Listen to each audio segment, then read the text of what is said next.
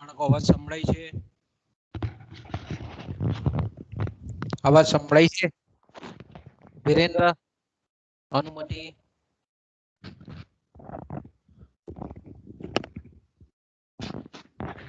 Hello, અવાજ સંભળાય છે બાળકો? हाँ सर। ધીરો સંભળાય છે? બરાબર સંભળાય છે? અવાજ બરાબર સંભળાય છે એમ કહું? हाँ હા સંભળાય છે. ચાલો.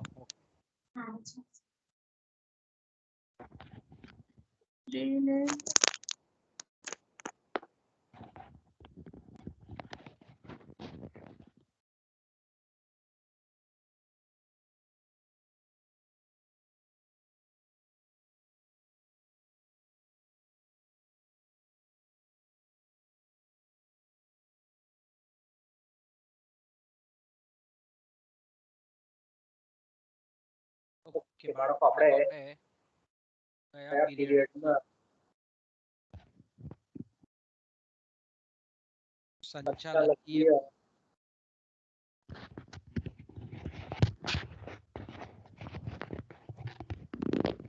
અર્થશાસ્ત્રમાં ગઈકાલે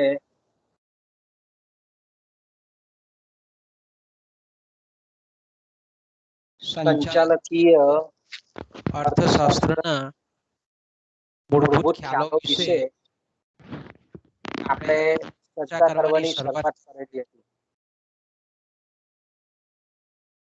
બરાબર છે?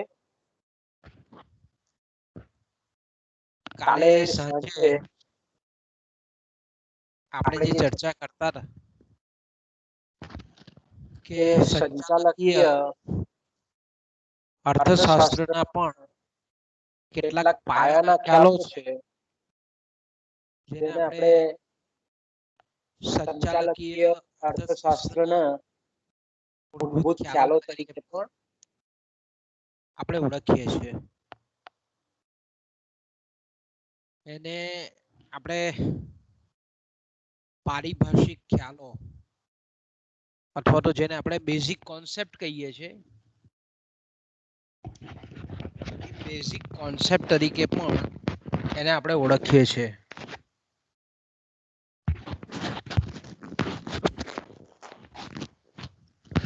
તો સામાન્ય રીતે આપણે એમ કહીએ કે સંચાલકીય અર્થશાસ્ત્રના આ જે પાયાના ખ્યાલો છે એ પાયાના ખ્યાલો જે છે તેમાં એ પાયાના ખ્યાલોનું જો જ્ઞાન સંચાલકીય અર્થશાસ્ત્રીને હોય, આ સંચાલકીય અર્થશાસ્ત્રી છે, સંચાલકો છે, એને જો હોય તો આપણે એમ ચોક્કસ રીતે કહી શકીએ કે નિર્ણયકરણ અને ભાવિ આયોજનની જે પ્રક્રિયા છે એમાં સંચાલક એ ભાગ્યે જ આપણે એમ કહીએ કે ખોટો પડે. અને બીજું ગઈકાલે આપણે ચર્ચા કરી તે પ્રમાણે કે આજે પાયાના ખ્યાલો છે, આજે મૂળભૂત ખ્યાલો છે, એ મૂળભૂત ખ્યાલો સંચાલકીય અર્થશાસ્ત્રના સિદ્ધાંતોની જ્યારે પણ રચના કરવામાં આવતી હોય ત્યારે આ પાયાના ખ્યાલો ખૂબ મહત્વના નીવડે છે. એટલે આપણે એમ કહીએ કે સંચાલકીય અર્થશાસ્ત્રના સિદ્ધાંતોનો જો આપણે એમ કહીએ કે સાચા અર્થમાં સ્પષ્ટ અને જેને આપણે એમ કહીએ ને કે પદ્ધતિસરનો અભ્યાસ કરવા માટે આ પાયાના ખ્યાલોનું જ્ઞાન ખૂબ જ મહત્વનું છે.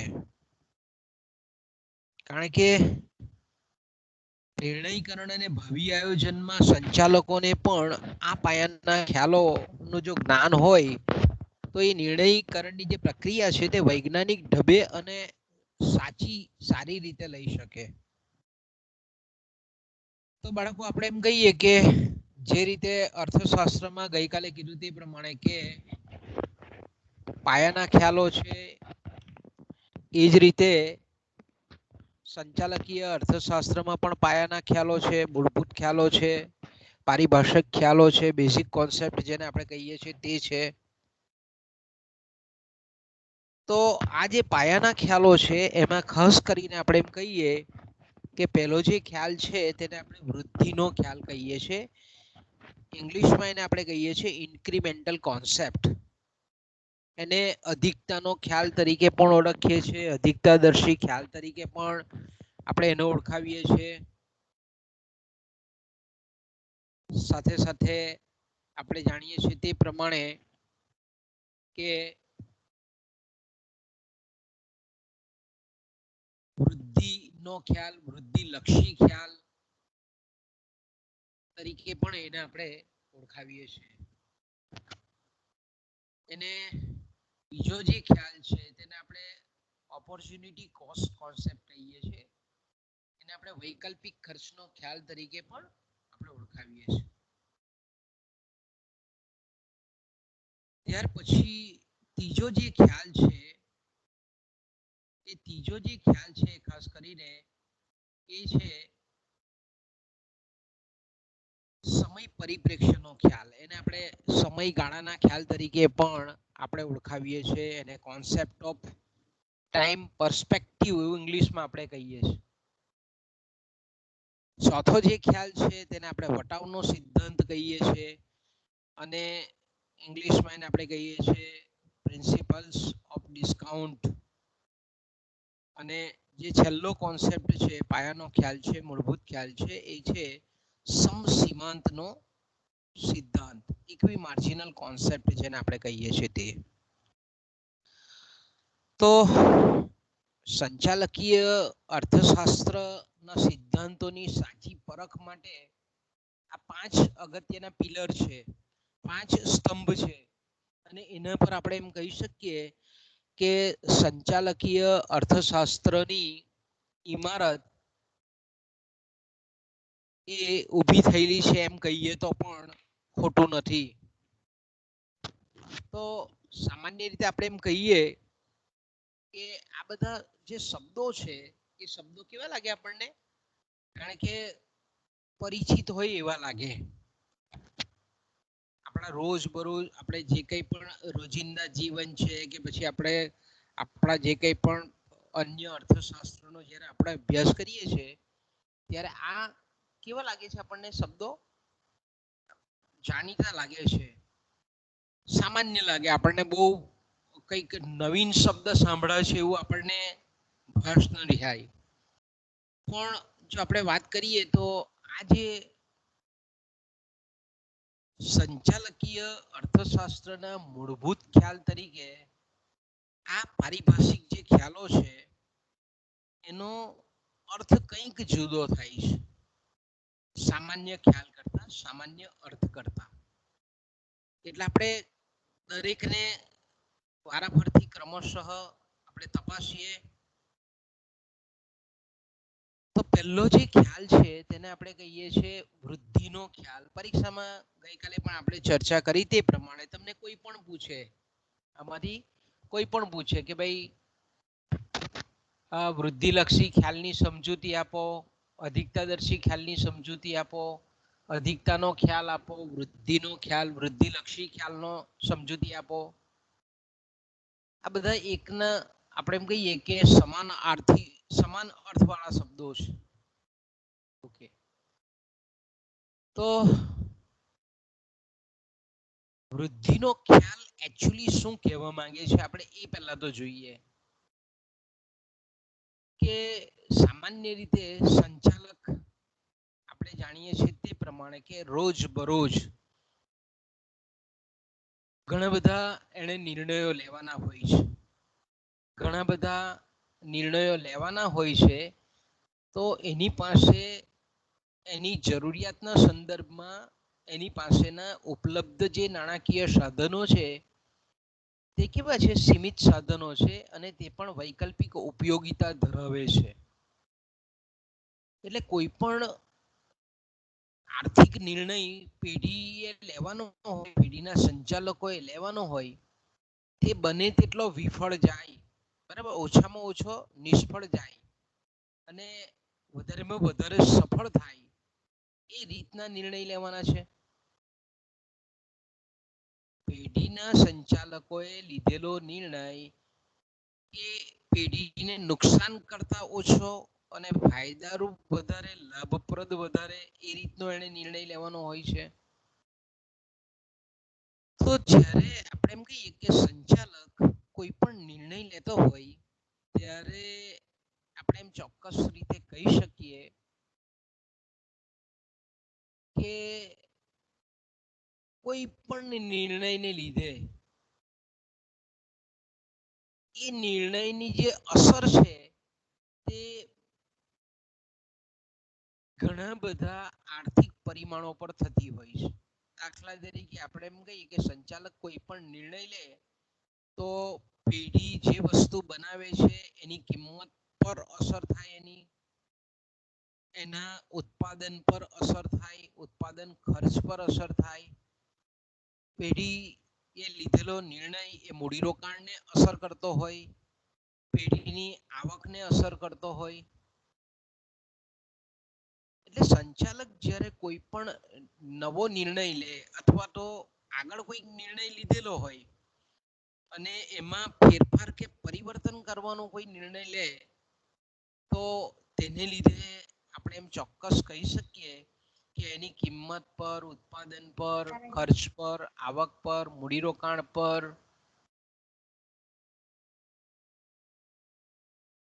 જેવા આર્થિક પરિબળો છે એમાં પરિવર્તન કે ફેરફાર થવાની શક્યતા છે. અને અલ્ટિમેટ અંતિમ શું થાય છે તો કે ભાઈ સંચાલકે લીધેલા નિર્ણયને પરિણામે બે બાબત પર ખૂબ અસર થાય એની. પહેલી તો અસર સીધી થાય પેઢીની કુલ આવક પર અને બીજી અસર થાય પેઢીના કુલ ખર્ચ પર. તો કે સંચાલક જ્યારે કોઈ પણ નિર્ણય લે અથવા તો લીધેલા નિર્ણયમાં પરિવર્તન કરે ત્યારે પેઢીની કુલ આવક અને કુલ ખર્ચ પર જે અસર થાય છે એને અનુક્રમે આપણે એમ કહીએ કે કુલ આવક વૃદ્ધિ અને કુલ ખર્ચ વૃદ્ધિ તરીકે ઓળખીએ છીએ. ફરી પાછું કે સંચાલકે લીધેલા નિર્ણયને પરિણામે પેઢીની કુલ આવક અને કુલ ખર્ચમાં જે ફેરફાર થાય, જે વધારો થાય, ઘટાડો થાય એની સમજૂતી આપણને આવકની વૃદ્ધિ અને ખર્ચની વૃદ્ધિ દ્વારા આવકની વૃદ્ધિ અને ખર્ચની વૃદ્ધિ તરીકે અનુક્રમે એને આપણે ઓળખાવી શકીએ. ઓકે. તો દાખલા તરીકે આપણે એમ કહીએ કે સંચાલક દ્વારા કોઈ પણ લેવામાં આવેલા નિર્ણયને પરિણામ સ્વરૂપ જો પેઢીની આવકમાં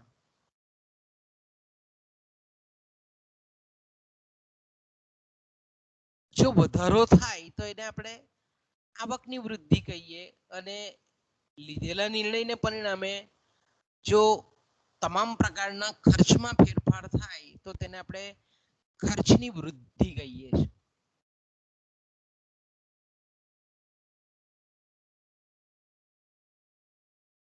હવે આપણે એમ કહીએ કે આવકની વૃદ્ધિ અને ખર્ચની વૃદ્ધિ, હવે આ બેનો મતલબ થોડોક ડિફરન્સ છે, બરાબર. આ બંને આપણે એમ કહીએ કે આવકની વૃદ્ધિ એટલે હું તો કેટલીક આવકોમાં ઘટાડો થાય અને કેટલીક આવકોમાં વધારો પણ થતો હોય.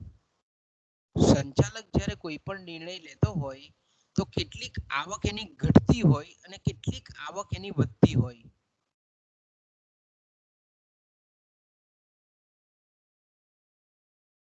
તો એને આપણે આવકની વૃદ્ધિ કહીએ છીએ. એટલે કે આવકનો નકારાત્મક ફેરફાર અને સકારાત્મક કે હકારાત્મક ફેરફાર એ બંનેનો ટોટલ એટલે આવકની વૃદ્ધિ. એ જ રીતે ખર્ચમાં પણ ખર્ચની વૃદ્ધિ એટલે એને આપણે ઉદાર દ્રષ્ટિકોણથી જોવાનું છે. ખર્ચની વૃદ્ધિનો મતલબ અમુક ખર્ચમાં વધારો થાય, અમુક ખર્ચમાં ઘટાડો થાય. તો તેને આપણે ખર્ચની વૃદ્ધિ કહીએ છીએ. એટલે કે ખર્ચમાં થતો હકારાત્મક ફેરફાર, ખર્ચમાં થતો જે નકારાત્મક ફેરફાર છે એ બંનેનો આપણે એમ કહીએ કે પ્લસ માઇનસ સરવાળો બાદબાકી કરીએ તો આપણને ઓલ ઓવર ખર્ચની વૃદ્ધિ જાણવા મળે. એક સિમ્પલ ઉદાહરણ લઈએ એટલે આપણને એક્ઝેક્ટલી ખબર પડી જાય. બરાબર, ધારો કે સંચાલક છે, પેઢીનું સંચાલક મંડળ છે. એક પેઢી એવી છે કે જેમાં 5 એકાઉન્ટન્ટો કામ કરે છે. એકાઉન્ટન્ટ એટલે આપણે જાણીએ હિસાબનીશ જેને આપણે કહીએ છીએ તે, જેને આપણે નામું લખનાર વ્યક્તિઓ તરીકે પણ ઓળખાવીએ છીએ. તો જ્યારે આપણે એમ કહીએ કે સંચાલક એવો નિર્ણય લે છે કે આ 5 જે હિસાબનીશો છે, એકાઉન્ટન્ટ છે, એ એકાઉન્ટને પેઢીમાંથી આપણે છૂટા કરીએ. ઓકે, એની જગ્યાએ એક કોમ્પ્યુટર લઈ આવીએ સારામાંનું, અને એક એકાઉન્ટ જાણકાર કોમ્પ્યુટર પર એકાઉન્ટ લખી શકે એવો એક વ્યક્તિ પસંદ કરીએ. ઓકે, સંચાલકે જો નિર્ણય શું લીધો, 5 એકાઉન્ટન્ટ એની પેઢીમાં ચોપડા લખતા હતા, એકાઉન્ટના હિસાબોના ચોપડા લખતા હતા. સંચાલકે એવો નિર્ણય લીધો કે ભાઈ આ 5 ને છૂટા કરીએ, એક કોમ્પ્યુટર લઈ આવીએ, કોમ્પ્યુટરની અંદર ટેલી નામનો સોફ્ટવેર નાખીએ કે જે ઓટોમેટિકલી હિસાબની નોંધો,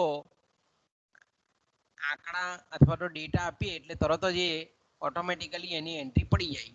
આવો એક સોફ્ટવેર લઈએ અને કોમ્પ્યુટર ચલાવનાર અને એકાઉન્ટ જાણનાર કોઈ વ્યક્તિ લઈએ. તો સંચાલકનો નિર્ણય તમે જુઓ કે સંચાલકે આવો નિર્ણય લીધો એટલે આપણે એમ કહીએ કે 5 જણાને ધારો કે દર મહિને 30,000 રૂપિયા પગાર આપતા હતા. 5 એકાઉન્ટન્ટ જે પહેલા હતા એને 30,000 રૂપિયા દર મહિને પગાર આપતા હતા. તો આપણે એમ કહીએ કે 30 ગુણ્યા 5 એટલે 1.5 લાખ રૂપિયાની બચત પેઢીને થઈ. બચત એટલે આવકમાં વધારો થયો. બીજા અર્થમાં કહીએ કે પેઢીનો ખર્ચ ઘટ્યો. ઇટ મીન્સ શું થયું તો કે આવકની વૃદ્ધિ થઈ. તો કે ભાઈ 5 માણસને કાઢી નાખ્યા, એ લોકોએ છૂટા કર્યા એટલે 1.5 લાખ રૂપિયાની દર મહિને પગારમાં બચત થઈ, એટલે કે આવક વધી. ખર્ચ ઘટ્યો એટલે મતલબ શું થયો કે આવક વધી, એમ આપણે કહી શકીએ, અને આવક વૃદ્ધિ કહીએ આપણે. ઓકે, હવે બીજી બાજુ આપણે બીજી બાજુથી એંગલથી વિચાર કરીએ કે પેઢીએ એક કોમ્પ્યુટર ખરીદ્યું, સારામાંનું, સારી કંપનીનું, મસ્ત મજાનું, આપણે એમ કહીએ કે સારું કોમ્પ્યુટર, હાઈ ફેસિલિટી વાળું. ધારો કે 1.5 લાખ રૂપિયાનું કોમ્પ્યુટર ખરીદ્યું.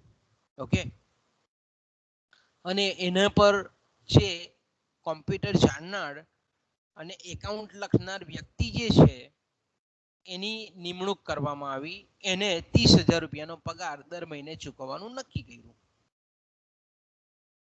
સાથે આપણે જાણીએ છીએ તે પ્રમાણે કે કોમ્પ્યુટરની સાથે જરૂરી છે એનું સોફ્ટવેર ખરીદવું. ધારો કે 10,000 રૂપિયાનું સોફ્ટવેર હતું તો એ સોફ્ટવેર ખરીદવું, પ્રિન્ટર ખરીદવું, પ્રિન્ટ કાઢવા માટેના કાગળો ખરીદા, અન્ય સ્ટેશનરી વસ્તુ ખરીદી. તો આ આપણે એમ કહીએ કે એના ખર્ચમાં વધારો થયો. આપણે એમ કહીએ કે આ રીતે જ્યારે એક કોમ્પ્યુટર ઓપરેટર અને પ્રિન્ટર ને બીજા અન્ય સાધનો એ જ્યારે ખરીદે છે ત્યારે પેઢીના ખર્ચમાં વધારો થયો. તો કે હવે વૃદ્ધિનો ખ્યાલ ક્યાં કામ લાગે છે તે જો. અધિકતાનો ખ્યાલ આપણને ક્યાં કામ લાગે છે? તો સંચાલકે આવો નિર્ણય લીધો કે 5 એકાઉન્ટન્ટ છે તેને છૂટા કરવામાં આવે છે અને એની સામે એક કોમ્પ્યુટર ઓપરેટર અને અન્ય સ્ટેશનરી ખર્ચ, સોફ્ટવેરનો ખર્ચ. ઓકે, તો હવે 5 વ્યક્તિઓને છૂટા કર્યા એટલે દર મહિને પેઢીને 1.5 લાખ રૂપિયાની આવક બચી. આવકમાં વધારો થયો 1.5 લાખનો. એટલે આપણે એમ કહી શકીએ કે દર મહિને 1.5 લાખની બચત એટલે 15 ગુણ્યા 12, 12 મહિના તમે ગણી નાખો કેટલા થાય? 15 ગુણ્યા 12 એટલે આપણે એમ કહીએ કે 15 ગુણ્યા 12 એટલે ઓછામાં ઓછા આપણે એમ કહીએ કે 15 ગુણ્યા 12 એટલે આપણે એક તો પહેલા 15 લાખ અને 2 3 એટલે 18 લાખ રૂપિયાની બચત થઈ, બરાબર. એટલે બીજા અર્થમાં આપણે એમ કહીએ કે 18 લાખની બચત થઈ એટલો મતલબ કે આવકમાં વધારો થયો. ઓકે, હવે બીજી બાજુ આપણે ખર્ચ નક્કી કરીએ છીએ કે ભાઈ એક કોમ્પ્યુટર ખરીદ્યું જેની કિંમત છે 1,50,000 રૂપિયા, 1.5 લાખ રૂપિયા, બરાબર. સારામાં સારું કોમ્પ્યુટર છે. પછી દર મહિને 30,000 નો એક કર્મચારી રાખ્યો, એકાઉન્ટન્ટ રાખ્યો, જે કોમ્પ્યુટર જાણકાર હતો. તો આપણે એમ કહીએ કે 12 તાલી 36, 12 મહિનાનો પગાર ગણો એનો તો 3,60,000 થયો. ઓકે, 12 મહિનાનો પગાર કેટલો થયો એનો? તો કે 3,60,000 રૂપિયા થયો, કારણ કે 30,000 રૂપિયા નક્કી કરીએ છીએ. ઓકે, આપણે કોમ્પ્યુટર લાવેલા છે તો કોમ્પ્યુટરનો આપણે કહીએ કે વર્ષના અંતે કંઈક મેન્ટેનન્સ કરાવવાનું હોય, એન્ટીવાયરસ સોફ્ટવેર નાખ્યો હોય, કઈ નાની મોટી વસ્તુ બગડેલી હોય તે બદલવામાં આવે, એનો આખા વર્ષનો મેન્ટેનન્સનો કોમ્પ્યુટરનો ખર્ચ ધારો કે 10,000 રૂપિયા છે. અન્ય સ્ટેશનરી ખર્ચ અને અન્ય બીજા કેટલાક ખર્ચાઓ ધારો કે આખા વર્ષમાં 50,000 રૂપિયા છે. ઓકે, તો હવે આપણે આ બધાનું ટોટલ મારીએ, તો આપણે એમ કહીએ કે ધારો કે 1,50,000 વત્તા 50,000 એટલે 2 લાખ, 2 લાખ ને 3,60,000 એટલે 5,60,000, 5,70,000. આખા વર્ષનો ખર્ચ કેટલો થયો એમનો? 5,70,000. કારણ કે કોમ્પ્યુટરનો ખર્ચો એક જ વખત છે 1.5 લાખ રૂપિયા. દર મહિને એને કોમ્પ્યુટર નવા નથી ખરીદવાના, એક જ કોમ્પ્યુટર ખરીદવાનું છે. અને પેલા જે 5 એકાઉન્ટન્ટ હતા પહેલા હિસાબનીશો હતા તેને દર મહિને 30,000 એટલે 1.5 લાખ રૂપિયા ચૂકવવો પડતો હતો. તો અહીંયા તમે જોઈ શકો છો કે એક બાજુ આપણે માણસોથી કામ લેવામાં આવતું હતું, મેન્યુઅલ એકાઉન્ટન્ટ લખવામાં આવતું હતું, તો વર્ષનો ઓછામાં ઓછો 18 લાખ કે તેનાથી વધારે ખર્ચ થતો હતો. જ્યારે આપણે એમ કહીએ કે આ રીતે થોડો મૂડી અને થોડો શ્રમનો બંનેનું સંમિશ્રણ કર્યું તો ખર્ચો લગભગ 5,70,000 એટલે 6 લાખ આપણે માનીએ તો 6 લાખ રૂપિયા જેવો ખર્ચો થયો. તો સંચાલકે આ જે લીધેલો નિર્ણય છે એ આવકમાં પણ વૃદ્ધિ કરે છે કે હવે પેઢીની આવક કેટલી વધી? તો કે ભાઈ 18 લાખમાંથી 6 લાખ આપણે બીજો ખર્ચો વધારાનો ખર્ચો બાદ કરીએ તો 12 લાખની ચોખ્ખી બચત થઈ એટલે 12 લાખની પેઢીની આવકમાં વૃદ્ધિ થઈ. એટલે આપણે એમ કહીએ કે સંચાલક દ્વારા આ રીતે કોઈ પણ લેવામાં આવેલા અમુક નિર્ણયને પરિણામે કુલ આવકમાં જે વધારો થાય છે તેને આવકની વૃદ્ધિ અને નિર્ણયને પરિણામે ખર્ચમાં જે વધારો થાય છે તેને આપણે ખર્ચની વૃદ્ધિ તરીકે ઓળખાવીએ છીએ.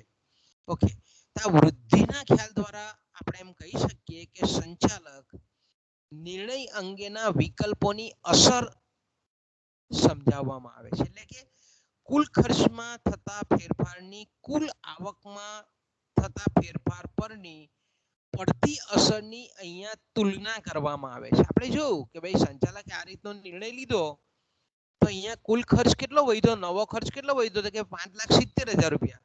પણ એની સામે આવકમાં કેટલો ફેરફાર થયો? તો કે 18 લાખમાંથી આપણે 5,70 બાદ કરીએ તો 12 લાખ જેવી આવકમાં વૃદ્ધિ થઈ. તો નિર્ણયની જે ચોખ્ખી અસર કે જે ચોખ્ખી આવકમાં થતા ફેરફારમાં પ્રતીતિ થાય છે તે આ ખ્યાલ દ્વારા સમજાવી શકાય છે. એટલે આપણે એમ કહીએ કે સંચાલકનો નિર્ણય નફાકારક ત્યારે જ થાય કે જ્યારે ખર્ચ વૃદ્ધિ કરતા ખર્ચમાં થતો ચોખ્ખો વધારો કરતા આવકમાં થતો ચોખ્ખો વધારો સવિશેષ હોય. આપણે એમ કહીએ કે ખર્ચ કરતા આવકમાં જો સવિશેષ વધારો હોય, ચોખ્ખો વધારો, તો આપણે એમ કહીએ કે સંચાલકે લીધેલો નિર્ણય એ પેઢી માટે ખૂબ યોગ્ય નિર્ણય છે, પેઢી માટે ફાયદારૂપ નિર્ણય છે, એમ આપણે ચોક્કસ રીતે કહી શકીએ. આગળ જઈએ.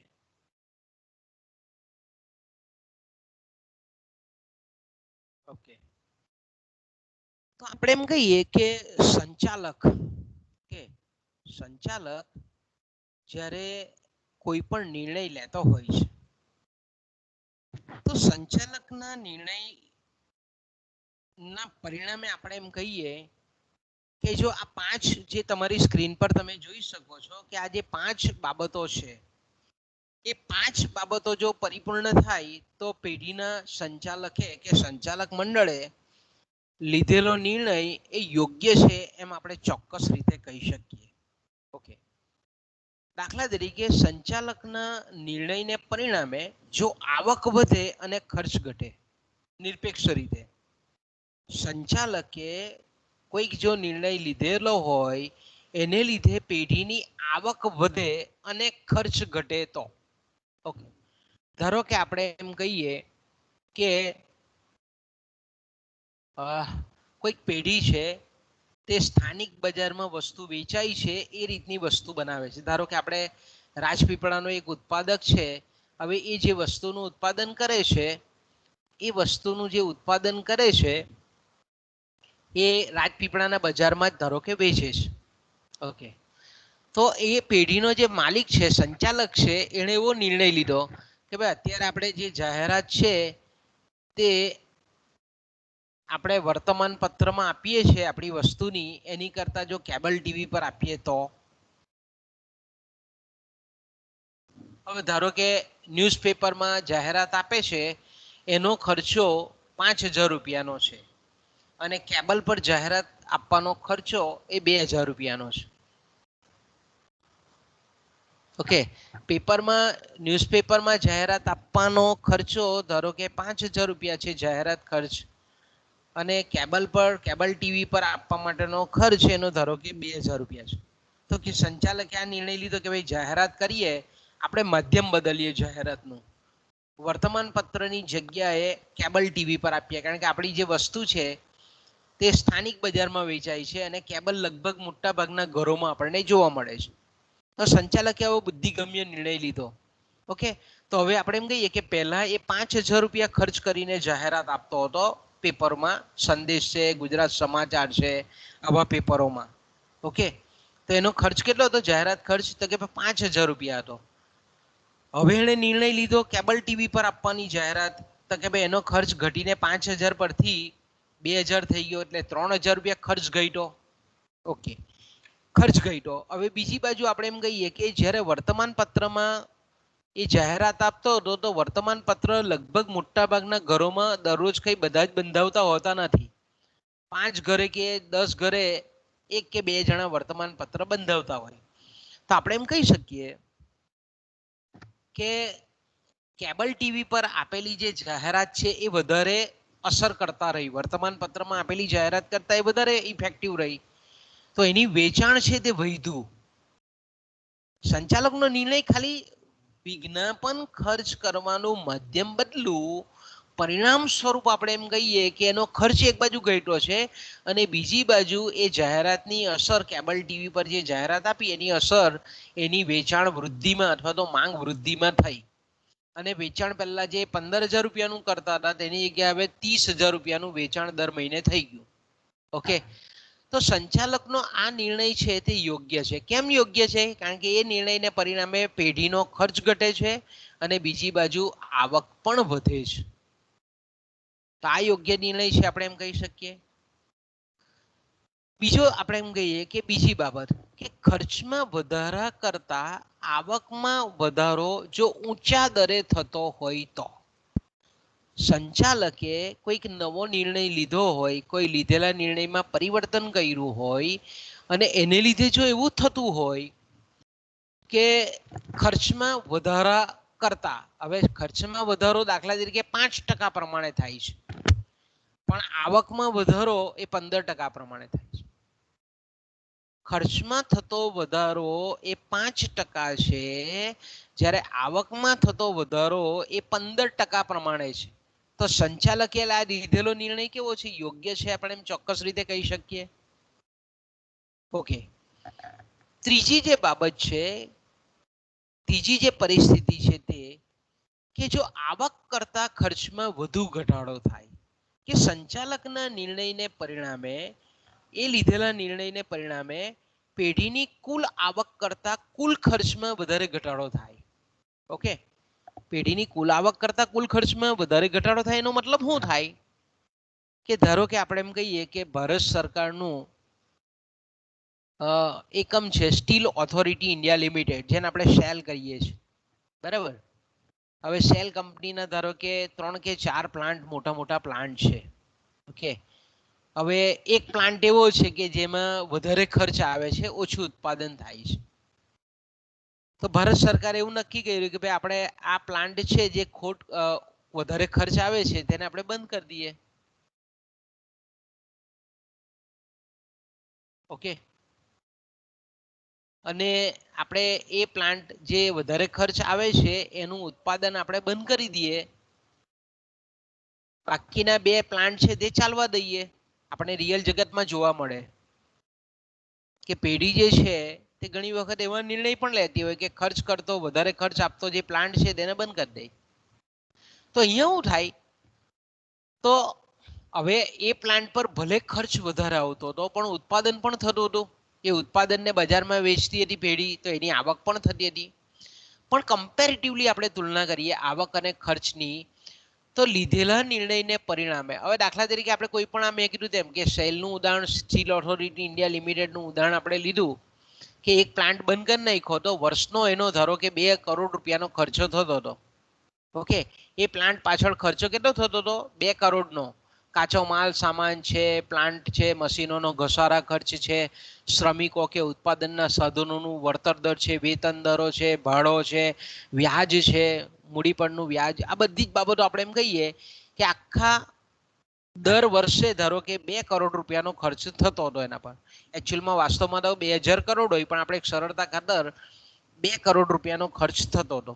ઓકે, અચ્છા, એ 2 કરોડના ખર્ચને અંતે પેઢી જે વસ્તુ બનાવતી હતી, સ્ટીલ બનાવતી હતી ધારો કે, અને એ સ્ટીલનું એ પેઢી વેચાણ કરતી હતી, તો એને આવક 20 લાખ રૂપિયાની થતી હતી. ઓકે, એનો ખર્ચો 2 કરોડ થતો હતો, પણ એની એ વસ્તુ જે બનાવતી હતી, સ્ટીલ બનાવતી હતી અને માર્કેટમાં વેચતી હતી, તો એને આવક પ્રાપ્ત થતી હતી ચોખ્ખા નફા સ્વરૂપની, એ માત્ર 20 લાખ હતી. તો સંચાલકે લીધેલો નિર્ણય યોગ્ય છે, કારણ કે 2 કરોડ બચે છે. એ પ્લાન્ટ કરવાથી ખર્ચમાં કેટલો રાહત થાય છે, તો કે 2 કરોડ છે. આવક તો ઘટે જ છે, બંનેમાં ઘટાડો થાય છે, આવકમાં પણ ઘટાડો થાય છે અને ખર્ચમાં પણ ઘટાડો થાય છે. કારણ કે પેઢીની એ પ્લાન્ટની જે આવક હતી 20 લાખ રૂપિયા, એ ઘટી ગઈ હવે, પણ એની સામે 2 કરોડ રૂપિયાનો ખર્ચમાં પણ બચત થઈ, ખર્ચમાં પણ ઘટાડો થયો. તો લીધેલો નિર્ણય એ સંચાલક માટે કે પેઢી માટે 1 કરોડ અને 80 લાખનો ફાયદો કરે છે, એમ આપણે કહી શકીએ. એટલે સંચાલકે લીધેલો નિર્ણય જ્યારે આવક કરતા ખર્ચમાં વધુ ઘટાડો કરતો હોય, તો એ નિર્ણય છે તે પેઢી માટે યોગ્ય નિર્ણય છે, એમ આપણે કહી શકીએ. ઓકે,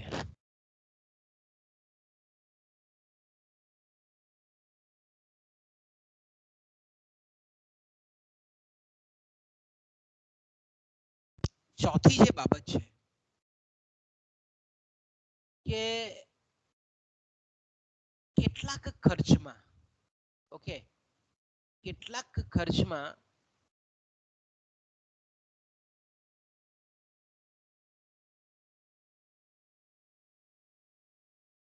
થતા વધારા કરતા બીજા ખર્ચમાં થતો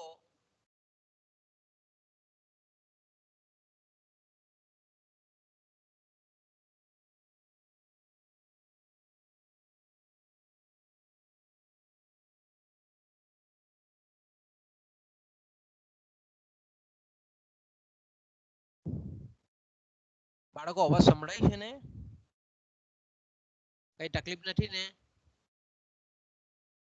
હા સર, સંભળાય છે. Okay, fine. તો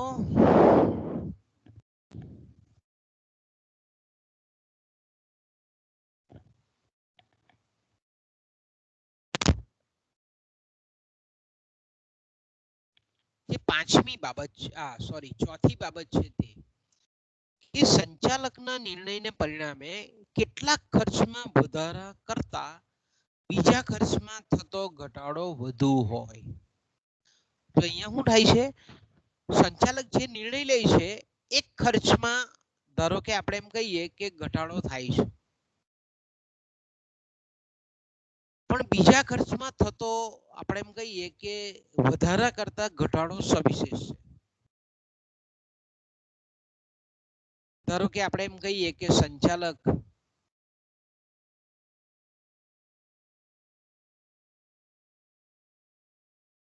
એવો નિર્ણય લે, બરાબર, સંચાલકનો નિર્ણય એવો હોય, ધારો કે સંચાલક છે તે પોતે જે વસ્તુ બનાવે છે એને બજારમાં વેચવા માટે જ્યારે મોકલે છે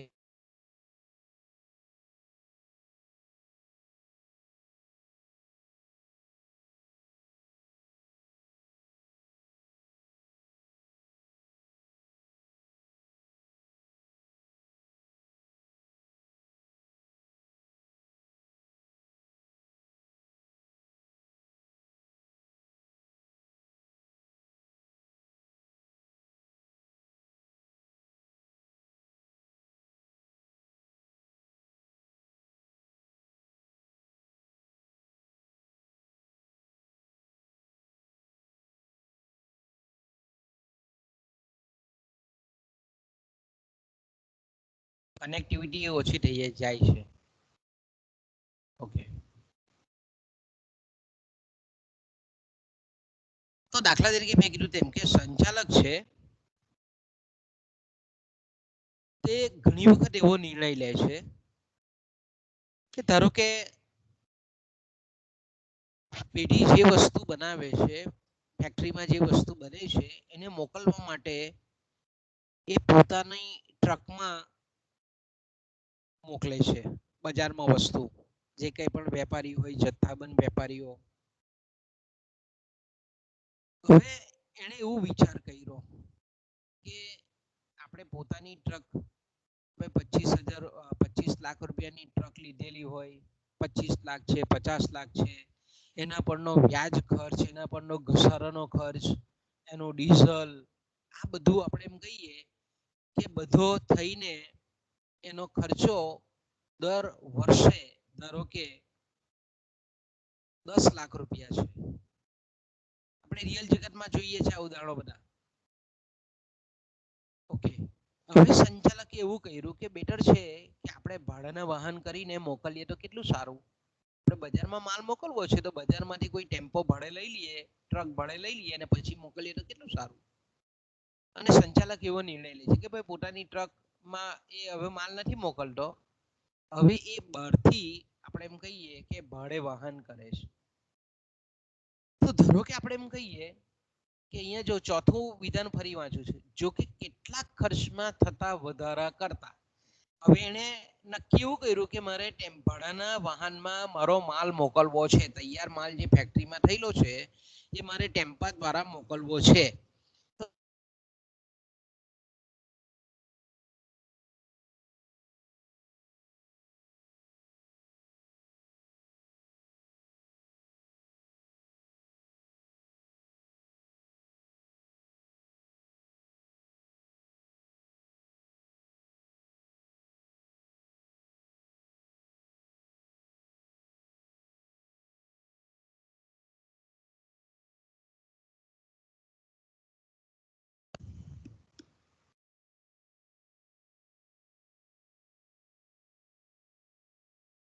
ધારો કે આખા વર્ષનું એનું ભાડું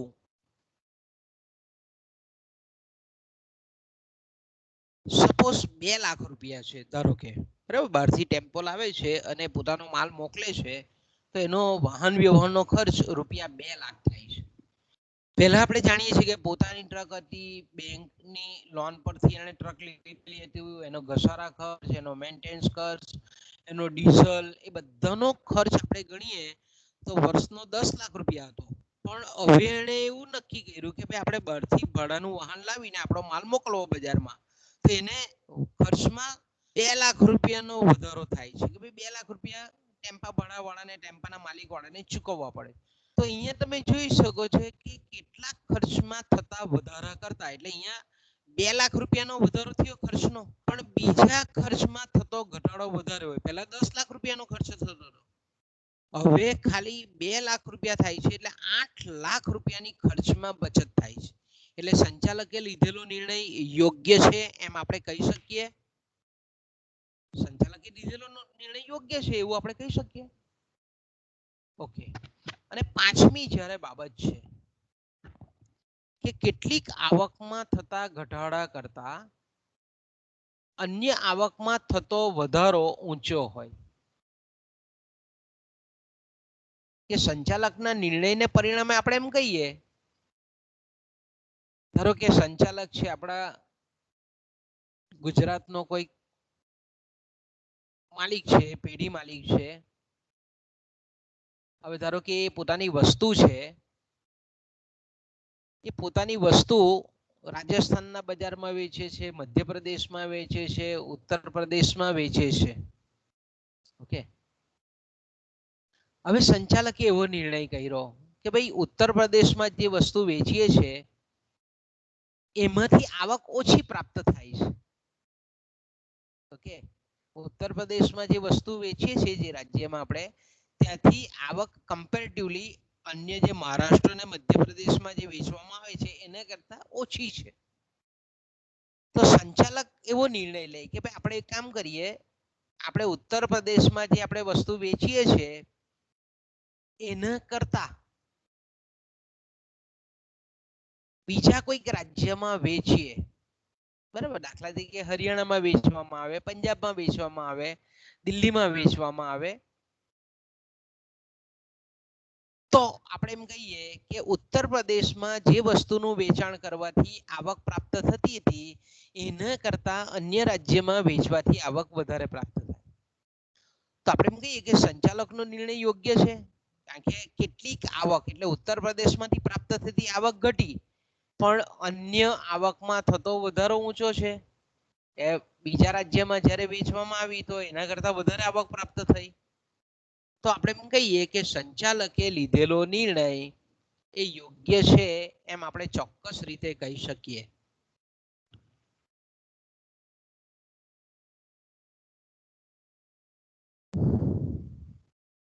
તો આ રીતે આપણે એમ કહીએ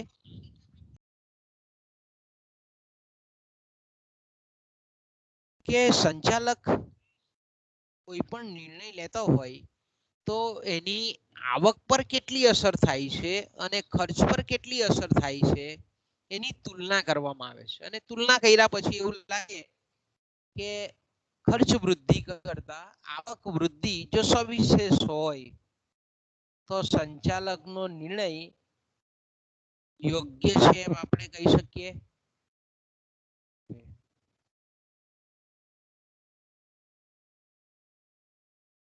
ઓકે. ત્યાર પછી આપણે જોઈએ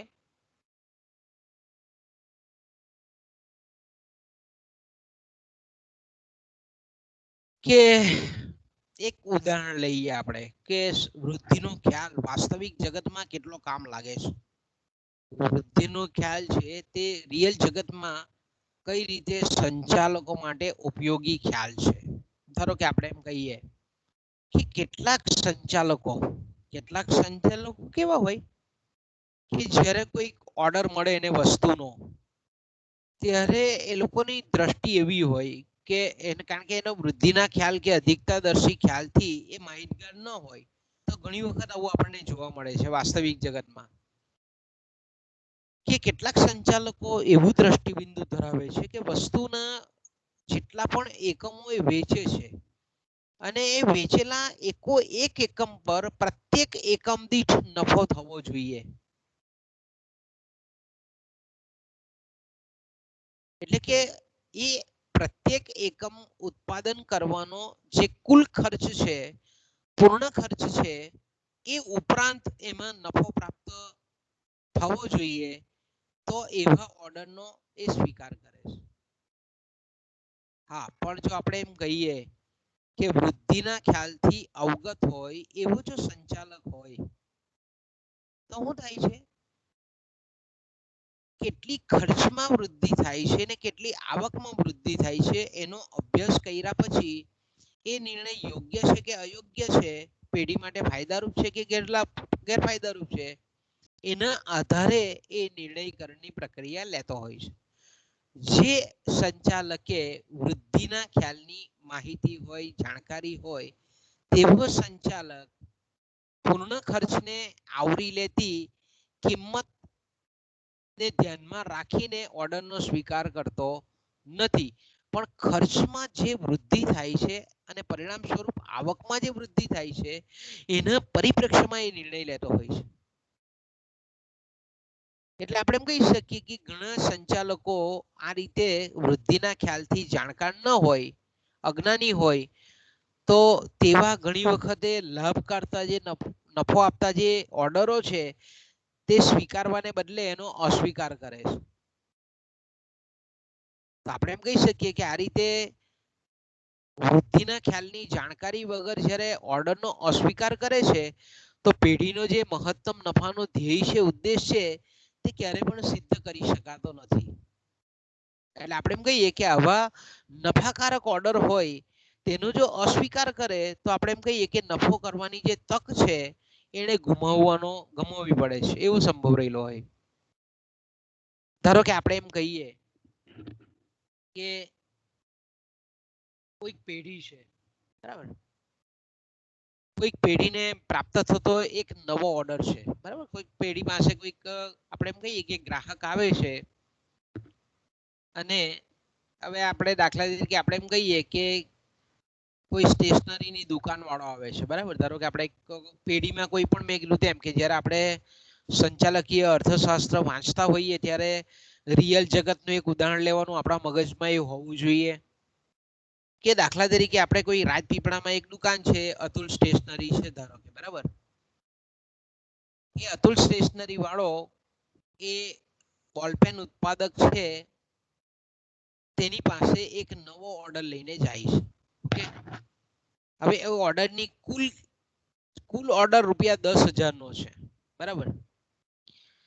હવે પેઢી જો એ ઓર્ડરનો સ્વીકાર કરે, ઉત્પાદક પેઢી, બોલપેન બનાવતી જે પેઢી છે એ ઓર્ડરનો જો સ્વીકાર કરે તો એની આવકમાં, પેઢીની કુલ આવકમાં, ઉત્પાદક પેઢીની કુલ આવકમાં ધારો કે ₹10,000 નો વધારો થાય એવું છે, બરાબર. ઉત્પાદક પેઢી જો મેન્યુફેક્ચરિંગ યુનિટ જે છે તે, જે બોલપેન બનાવનાર પેઢી છે તે, ઓકે. હવે દાખલા તરીકે આ અતુલ સ્ટેશનરી વાળાએ ઓર્ડર મોકલો કે ભાઈ મને ₹10,000 બોલપેન ફલાણું મોડલ, કોઈ પણ XYZ મોડલ ની બોલપેન મને ₹10,000 મોકલો, ઓકે. હવે ઉત્પાદક પેઢી જે છે એનો સંચાલક છે તે કેલ્ક્યુલેશન માંડે છે, ગણતરી મૂકે છે કે ભાઈ આ ₹10,000 આ મોડલની પેન આપણે મોકલવાની છે તો એનો ખર્ચ કેટલો થાય?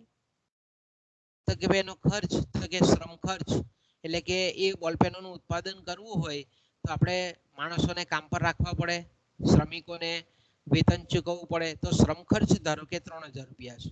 એ બોલપેન ઉત્પાદન કરવાનો જે શ્રમ ખર્ચ છે, કારીગરોને વધુ વેતન છે, એ ધારો કે ₹3,000 છે, વધારાનું. હા, એ બોલપેન બનાવતી કંપની તો પોતાનું રૂટીન તો ઉત્પાદન કરે જ છે, પણ આ વધારાનો ઓર્ડર આવ્યો ₹10,000 નો, એને પહોંચી વળવા માટે વૃદ્ધિના ખ્યાલથી અજાણ હોય એવો ઉત્પાદક પેઢીનો જે સંચાલક છે એ ગણતરી માંડે છે કે ભાઈ આપણે ₹3,000 આ 10,000 ના ઓર્ડરને પહોંચવું હોય તો ₹3,000 તો આપણે શ્રમિકોને વેતન ચૂકવવું પડે. ₹10,000 ના કિંમતની જો બોલપેન આપણે ઉત્પાદન કરીને પેઢીને વેચવી હોય તો કાચા માલ સામાન પાછળનો ખર્ચ એ ₹4,000 જેટલો છે. હવે આ ₹10,000 નો ઓર્ડર લાવવો હોય તો આપણે આ મશીન નવું લેવું પડે, એટલે કે સ્થિર ખર્ચ ધારો કે ₹3,600 છે. અન્ય જે કંઈ પણ વેચાણ ખર્ચ છે, વહીવટીય ખર્ચ છે, એ ધારો કે ₹1,400 જેટલો છે, ઓકે. તો એને ટોટલ માર્યો કે ભાઈ આ ₹10,000 નો જે નવો ઓર્ડર એને મળેલો છે એને જો મારે પૂરો કરવો હોય તો મારે ₹12,000 જેટલો ખર્ચ કરવો પડે તો હું આ ₹10,000 નો ઓર્ડરને હું પહોંચી વળું. આવું સંચાલક વૃદ્ધિના ખ્યાલના અભ્યાસ વગર એ ઓર્ડરનો અસ્વીકાર કરે છે કે ભાઈ આ તો જો ઓર્ડર હું સ્વીકારું તો ઉલટાના 2000 રૂપિયા મારે સામે મૂકવા પડે છે. બોલપેન બનાવીને ઉત્પાદન કરીને જો આપું તો 10,000 રૂપિયાની સામે ઉત્પાદન ખર્ચ મારો પૂર્ણ ખર્ચ એ કેટલો છે? ધારો કે આપણે એમ કહીએ કે પૂર્ણ ખર્ચ એ ધારો કે આપણે એમ કહીએ કે પૂર્ણ ખર્ચ 12,000 રૂપિયા છે. 12,000 રૂપિયા છે તો તેવા સંજોગોમાં શું થાય? સંચાલક છે તો આવા ઓર્ડરનો અસ્વીકાર કરે છે. એટલે અહીંયા આપણે વૃદ્ધિનો ખ્યાલ આપણને શું સમજાવે છે કે જો વૃદ્ધિના ખ્યાલથી અજાણ કોઈ સંચાલક હોય અને આ રીતે જો નફાકારક આ ઓર્ડર એકચ્યુઅલમાં કેવો છે? એના માટે પેઢી માટે લાભ કરતા છે, ઉત્પાદક પેઢી માટે ફાયદારૂપ છે. ખાલી માત્ર ને માત્ર કેટલો ખર્ચ થશે એનો અંદાજ, એને આપણે પૂર્ણ ખર્ચ કહીએ છીએ. જે પૂર્ણ ખર્ચને ધ્યાનમાં રાખીને આવા ઓર્ડરનો સ્વીકાર કે અસ્વીકાર કરવાનો હોય અને પેઢીનો સંચાલક જો અસ્વીકાર કરે તો ઉપરની દ્રષ્ટિએ ઉપર છેલ્લી રીતે આપણને એમ લાગે કે આ ઓર્ડર એ નુકસાન કરતા છે. 10,000 ની સામે 12,000 રૂપિયા ખર્ચ થાય છે. હા, પણ જો આપણે એમ કહીએ કે વૃદ્ધિના ખ્યાલનો ઉપયોગ કરવામાં આવે તો આપણે જોઈએ. ઓકે, ધારો કે પેઢીનો આપણે એ બોલપેન બનાવતી પેઢી છે એની પાસેની જે કંઈ પણ ઉત્પાદન શક્તિ છે એટલે કે જે મશીનો છે એ મશીનો ધારો કે એની પેઢીમાં 20 જેટલા મશીનો છે અને 20 જેટલા મશીનો એ ધારો કે 12 કલાક ચલાવે છે. ઓકે, દરરોજ રૂટીન જે ઉત્પાદન કાર્ય કરે છે એમાં 12 કલાકે ચલાવે છે. ઓકે, હવે સંચાલકે વિચારવું પડે કે ભાઈ આ 10,000 રૂપિયાનો નવો ઓર્ડર આવેલો છે એને જો આપણે પૂરો કરીએ આપણે અને આપણા જે મશીનો 12 કલાકની પાળી ચાલે છે, શિફ્ટ ચાલે છે, 12 કલાક સુધી આપણું કારખાનું ચાલે છે એના કરતા 2 કલાક વધારી દઈએ તો બરાબર, 12 ની જગ્યાએ 14 કલાક કારીગરો કામ કરે. ઓવરટાઈમ 2 કલાકનો ઓવરટાઈમ ખર્ચ આપી દેવાનો, પગાર આપી દેવાનો. તો હવે આપણે એમ કહીએ કે આપણે પહેલા જે એને ટોટલ માંડેલું હતું કે સ્થિર ખર્ચ 3,600 થતો હતો કે ભાઈ નવા મશીન લાવવું પડે, એ નવું મશીન લાવવાનો ખર્ચ 3,600 થતો હતો. પણ આપણે એમ કહીએ કે જે ઉત્પાદન શક્તિ એની પાસે વણ વપરાયેલી છે, એની પાસેની જે ઉત્પાદન શક્તિ છે તે કેવી છે? અપૂર્ણ વપરાયેલી છે, પૂરેપૂરો એનો ઉપયોગ નથી થતો. ફેક્ટરી 24 કલાક ચલાવી શકે પણ 12 જ કલાક ચાલે છે. તો એના કરતા આપણે બેટર છે કે આ ઓર્ડરનો સ્વીકાર કરી લઈએ તો આપણે શું થાય? મશીનોનો ઘસારા ખર્ચને મશીનોનો ઘસારા લાગે તેનો ખર્ચ 1,000 રૂપિયા જેટલો થાય એવું છે. પોતાની પેઢીની અંદર જો વણ વપરાયેલી ઉત્પાદન શક્તિ પડેલી હોય અને એનો જો ઉપયોગ કરવામાં આવે તો ધારો કે આપણે એમ કહીએ કે ઘસારા ખર્ચ 1,000 રૂપિયા જેટલો છે તો પહેલા 3,600 રૂપિયા એને ખબર હતી, પહેલા એને જે પૂર્ણ ખર્ચ પ્રમાણે ગણ્યું તો 3,600 રૂપિયા ખર્ચ થતો હતો. પણ અત્યારે જોયું કે ભાઈ ઉત્પાદનની અંદર પેઢીની અંદર ઉત્પાદન શક્તિ તો પડેલી છે, વણ વપરાયેલી છે, હજુ 12 કલાક ફેક્ટરી ચાલે એવી છે પણ એ ખાલી 24 કલાકમાંથી 12 જ કલાક ચલાવે છે. તો આપણે એમ કહીએ કે એનો સ્થિર ખર્ચ 3,600 ની જગ્યાએ 3,600 ની જગ્યાએ માત્ર 1,000 રૂપિયા જેટલો થાય. ઓકે, પછી આપણે જોયેલું હતું કે ભાઈ શ્રમ ખર્ચ, કે ભાઈ શ્રમિકોને કામ પર આપણે એમ કહીએ કે આ ઓર્ડરને 10,000 ના ઓર્ડરને પહોંચવું હોય તો શ્રમિકોને આપણે નવા શ્રમિકો લાવવા પડે, એને વેતન આપવું પડે, તો એનો ખર્ચ 3,000 રૂપિયા થતો હતો. પણ સંચાલક જો એવું વિચારે કે પોતાના જ કારીગરો છે તે 12 કલાક કામ કરે છે એની જગ્યાએ 14 કલાક જો કામ કરવામાં આવે તો એનો રોજ દરરોજનો 500 રૂપિયા હોય તો એને 600 રૂપિયા આપીશું, ઓવરટાઈમના 100 રૂપિયા વધારે આપીશું. તો શ્રમ ખર્ચ 3,000 ની જગ્યાએ હવે કેટલો થાય છે ઘટીને? તો કે હવે 2,000 રૂપિયા થાય છે. તો અહીંયા પણ બચત થાય છે. ઓકે, કાચા માલ સામાનનો ખર્ચ છે તેમાં કોઈ ફેરફાર થાય નહીં, કારણ કે 10,000 રૂપિયાની નવી બોલપેનનું ઉત્પાદન કરવાનું છે એટલે કાચો માલ તો 10,000 રૂપિયાનું રો મટીરિયલ જોઈએ જ, એમાં કોઈ જાતનો બચત નથી થવાની. એટલે 4,000 રૂપિયા આગળના આપણે જોયું તે પ્રમાણે કે પૂર્ણ ખર્ચમાં 4,000 રૂપિયા જે થતો હતો એ જ વસ્તુ અહીંયા પણ આ રીતે વૃદ્ધિના ખ્યાલના ઉપયોગમાં પણ આપણે એમ કહીએ કે કાચા માલ સામાનનો ખર્ચ પણ 4000 રૂપિયા જેટલો જ થાય. તો હવે ટોટલ મારીએ કે આ 10,000 નો ઓર્ડરનો સ્વીકાર કરવામાં આવે તો કુલ ખર્ચ કેટલો થાય છે? કુલ વધારાનો ખર્ચ એટલે વૃદ્ધિ ખર્ચ. કુલ વધારાનો ખર્ચ એટલે કુલ વૃદ્ધિ ખર્ચ કેટલો થાય છે? તો કે 7,000 રૂપિયા થાય છે. એટલે વૃદ્ધિના ખ્યાલની ઉપયોગિતા અહીંયા છે. જો પૂર્ણ ખર્ચને ધ્યાનમાં રાખીએ તો 10,000 ના ઓર્ડરની સામે 12,000 રૂપિયા પૂર્ણ ખર્ચ કરવો પડતો હતો. પણ જો વૃદ્ધિના ખ્યાલનો ઉપયોગ કરવામાં આવે અને જે વધારાનો ખર્ચ છે તે કેટલો થાય છે? 7,000 રૂપિયા થાય છે. તો અહીંયા ચોખ્ખો નફો કેટલો થાય છે? 3,000 રૂપિયા જેટલો ચોખ્ખો નફો થાય છે. કારણ કે હવે આ તો ઓર્ડર સામેથી આવેલો છે એટલે એને કોઈ જાહેરાત ખર્ચ નથી આપવાનો, વેચાણ ખર્ચ નથી. આપણે આગળ એને વિચાર કરે છે કે વેચાણ ખર્ચ અને વહીવટી ખર્ચ 1,400 રૂપિયા જેટલો થાય, પણ આપણે જાણીએ છીએ તે પ્રમાણે કે અહીંયા તો કોઈ વહીવટી ખર્ચ કરવાનો નથી કારણ કે ઓર્ડર તો સામેથી આવેલો છે. કોઈ જાહેરાત ખર્ચ કે કોઈ સેલ્સમેન રોકવાના નથી કારણ કે અહીંયા તો એટલે આ વેચાણ ખર્ચ અને વહીવટી ખર્ચ પણ કેવો થઈ જાય? શૂન્ય થઈ જાય.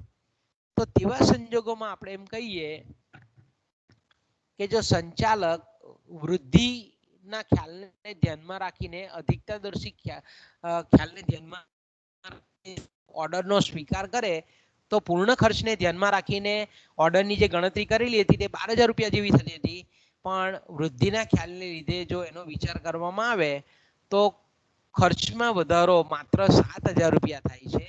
એટલે આ ઓર્ડરનો સ્વીકાર 10,000 રૂપિયાના નવા ઓર્ડરનો જો પેઢી સ્વીકાર કરે તો એને 3,000 રૂપિયાનો ચોખ્ખો નફો મળે એમ છે. ત્યાર પછી આપણે આગળ જઈએ. હા, હવે સામાન્ય રીતે આપણે એમ કહીએ કે આ ઓર્ડર જે છે બરાબર, અત્યારે જે આપણે એક ઉદાહરણ જોયું તે પ્રમાણે કે પેઢીને જે ઓર્ડર મળે છે એ ઓર્ડરનો સ્વીકાર આપણને કેમ નફાકારક લાગે છે? તો કે નફાકારક લાગવા પાછળનું મેઇન કારણ એ છે કે પેઢીની પાસે ઉત્પાદનના સાધનો વણ વપરાયેલા પડેલા છે. ઉત્પાદનના સાધનો કેવા છે? વણ વપરાયેલા છે. ફાજલ ઉત્પાદન શક્તિ છે. 24 કલાક ફેક્ટરીની જગ્યાએ 12 જ કલાક ચાલે છે. એટલે ઉત્પાદનના સાધનો 12 કલાક વપરાય છે, 12 કલાક ફાજલ પડી રહે છે. બીજું આપણે એમ કહીએ કે નફાકાર કેમ લાગે છે ઓર્ડર? તો કે ભાઈ એક તો ઉત્પાદન શક્તિ છે તે વણ વપરાયેલી પડેલી છે અને બીજું પેઢીના ખર્ચમાં જે વધારો થાય છે તે સપ્રમાણ રીતે વધારો થતો નથી. હા, પણ આપણે ચોક્કસ એ રીતે આપણે કહી શકીએ કે જ્યારે આ રીતે વારંવાર આવા જ ઓર્ડર જો આવે, આ જ રીતે આકસ્મિક ઓર્ડર જે 10,000 રૂપિયાનો આવ્યો એવી જ રીતે જો પુનઃ પાછું આવા જ નવા ઓર્ડરનું જો પુનરાવર્તન થાય તો આપણે એમ કહી શકીએ કે સમયના લાંબા ગાળે વૃદ્ધિના ખર્ચને ધ્યાનમાં રાખીને નહીં પણ પૂર્ણ ખર્ચને ધ્યાનમાં રાખીને સંચાલકે નિર્ણય લેવો પડે છે. જો વારંવાર જો ઓર્ડર આવવાને આપે નવાને નવા આવે તો આપણે એમ કહીએ કે લાંબા ગાળે આને આ રીતનો ઓર્ડર આવે તો ઉત્પાદન ખર્ચ વધે છે કે ભાઈ સતત ને સતત જો ઓવરટાઈમ કરવાનો હોય તો પછી શ્રમિક એવું કે 100 રૂપિયા નહીં ચાલે, વ્યવસાય શેઠને એવું કે ભાઈ 100 રૂપિયાથી નહીં ચાલે, હવે 300 રૂપિયા આપો. એટલે પૂર્ણ ખર્ચ ઉત્પાદન ખર્ચ વધે જો લાંબા ગાળા સુધી આ જ પ્રકારનો ઓર્ડર મળે તો. એ જ રીતે જો લાંબા ગાળા સુધી આ જ રીતે પાછા ઓર્ડરનું પુનરાવર્તન થાય તો મશીનોને ઘસારા ખર્ચ લાગે, નવા મશીનો લેવા પડે. એ જ રીતે નવું આપણે એમ કહીએ કે કેટલોક વહીવટીય ખર્ચ વધે, અન્ય ખર્ચાઓ પણ અસ્થિર ખર્ચમાં વધારો થાય. તો આપણે એમ કહીએ કે ઉત્પાદન શક્તિ વણ વપરાયેલી હોય અને ટૂંકા ગાળાનો કોઈક આકસ્મિક ઓર્ડર હોય ત્યારે આ રીતે વૃદ્ધિનો ખ્યાલથી જો ઓર્ડરનો સ્વીકાર કરવામાં આવે તો એ સ્વીકારેલો ઓર્ડર પેઢી માટે ફાયદારૂપ થાય. પણ જો લાંબા ગાળા સુધી આ જ રીતનું પુનરાવર્તન થાય તો વૃદ્ધિના ખર્ચના ધ્યાનમાં રાખીને પૂર્ણ ખર્ચને આવરી લઈને પછી સંચાલકીય નિર્ણયો લેવા પડે. તો આપણે એક સામાન્ય નિયમ તારવી શકીએ. જો પરીક્ષામાં પૂછે 2 માર્કનો ટૂંકો વૃદ્ધિનો ખ્યાલ અથવા તો વૃદ્ધિનો નિયમ અથવા તો અધિકતાદર્શી ખ્યાલની સમજૂતી આપો તો આપણે એમ કહી શકીએ કે કોઈ પણ નિર્ણય ત્યારે જ યોગ્ય કહેવાય કે જ્યારે એ ખર્ચ કરતા આવકમાં સવિશેષ વધારો કરે અથવા આવક કરતા ખર્ચમાં સવિશેષ ઘટાડો કરે. આવક જો ઘટતી હોય પણ ખર્ચમાં ઘટાડો જે થતો હોય એ સવિશેષ રીતે ઘટાડો થતો હોવો જોઈએ. વૃદ્ધિના ખ્યાલનું આપણે એમ કહીએ કે એક વિધાન છે આખું, જેને આપણે વૃદ્ધિનો નિયમ કહીએ છીએ, તે આ 2 લીટીમાં તમે લખી શકો. બરાબર, પરીક્ષામાં પૂછે ટૂંકા પ્રશ્નમાં તો આ તમારે નિયમ લખવો પડે. વૃદ્ધિનો ખ્યાલ એટલે શું? તો કે સંચાલકે લીધેલો કોઈ પણ નિર્ણય ત્યારે જ યોગ્ય કહેવાય, ત્યારે જ એપ્રોપ્રિએટ કહેવાય, ત્યારે જ ઉચિત કહેવાય કે જ્યારે તે ખર્ચ કરતા આવકમાં સવિશેષ વધારો કરે અથવા આવક કરતા ખર્ચમાં સવિશેષ ઘટાડો કરે તો તેને આપણે કહીએ છીએ અધિકતાનો ખ્યાલ, વૃદ્ધિનો ખ્યાલ, ઇન્ક્રીમેન્ટલ કોન્સેપ્ટ, વૃદ્ધિલક્ષી ખ્યાલ. ઘણા બધા નામોથી એને આપણે ઓળખીએ છીએ. હવે આપણે એમ કહીએ કે વૃદ્ધિના ખ્યાલની વ્યવહારમાં ઉપયોગિતા. કે જેમ્સ અર્લી ઇંગ્લેન્ડના અર્થશાસ્ત્રી છે. જેમ્સ અર્લી એ સંશોધન કરેલું છે વ્યવહારિક જગતમાં કે મોટાભાગની મોટી ઔદ્યોગિક કંપનીઓ છે, મોટા મોટા ઇન્ડસ્ટ્રીયલ યુનિટો છે, મોટી મોટી જે કંપનીઓ છે, દાખલા તરીકે આપણા ભારતની જો વાત કરીએ તો રિલાયન્સ કંપની છે તો મોટી કંપની છે, એલએનટી કંપની તો મોટી કંપની છે, ટાટા કંપની છે તો મોટી કંપની છે, આવી સિમેન્ટ બનાવતી દાખલા અંબુજા કંપની છે તો મોટી કંપની છે. તો આવી જે ઔદ્યોગિક કંપનીઓ છે અને વ્યાપારી કોર્પોરેશનો છે એનો વાસ્તવિક જગતમાં વૃદ્ધિના ખ્યાલનો ઉપયોગ કરે છે. તો જેમ્સ અર્લીએ જે વાસ્તવમાં સંશોધન કર્યું, આ સૈદ્ધાંતિક બાબત છે. વૃદ્ધિનો ખ્યાલ કેવો છે? સૈદ્ધાંતિક ખ્યાલ છે, સંચાલકીય અર્થશાસ્ત્રનો મૂળભૂત ખ્યાલ છે, પણ વાસ્તવમાં કેટલી પેઢીઓનો ઉપયોગ કરે છે તેણે જોયું અને સંશોધનમાં એને તારવ્યું કે ભાઈ ઔદ્યોગિક કંપનીઓ જે છે તે અને વ્યાપારી કોર્પોરેશનો જે છે મોટા મોટા, એ વૃદ્ધિના ખ્યાલનો ખાસ ઉપયોગ કરે છે. અને મોટી કંપનીઓ છે તે પોતાના સંચાલકીય નિર્ણયો લેતી હોય ત્યારે આ રીતના વૃદ્ધિના ખ્યાલને, અધિકતાદર્શી ખ્યાલનો ઉપયોગ કરીને પછી જ નિર્ણય લે છે. બીજું એને એવું જોવા મળ્યું કે આ મોટી જે કંપનીઓ છે, બહુરાષ્ટ્રીય કંપનીઓ છે, મોટી મોટી જાયન્ટ કંપનીઓ છે, મોટા કદની કંપનીઓ છે, એ કંપનીઓમાં હિસાબી પદ્ધતિ જે પ્રકારની છે કે ઓટોમેટિકલી કોઈ પણ સંચાલક નિર્ણય લે તો એની આવકમાં કેટલી વૃદ્ધિ થશે અને ખર્ચમાં કેટલી વૃદ્ધિ થશે એની હિસાબી નોંધો પરથી જ માહિતી તરત મળી જાય, સહેલાઈથી મળી જાય. અને એના પરથી જોવામાં આવે, સંચાલક જોઈ કે ભાઈ આ નિર્ણય છે તો ખર્ચ કેટલો વધે છે અને આવક કેટલી વધે છે.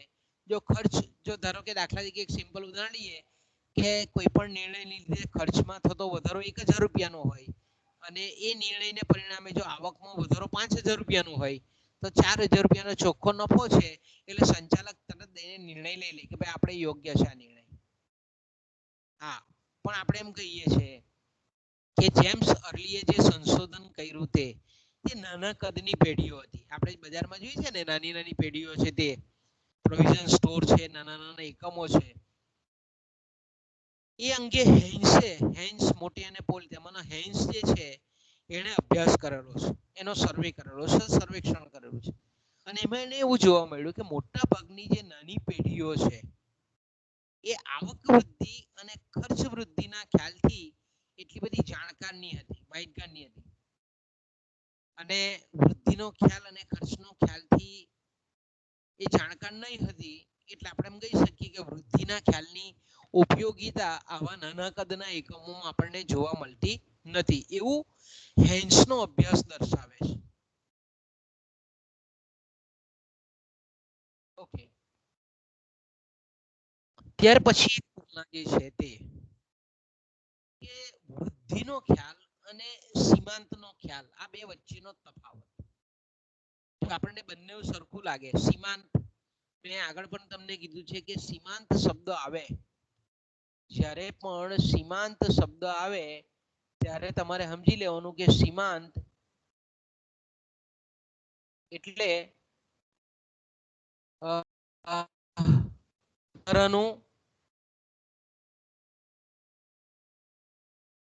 ઉત્પાદન કરવાથી. બરાબર, સીમાંત એટલે હું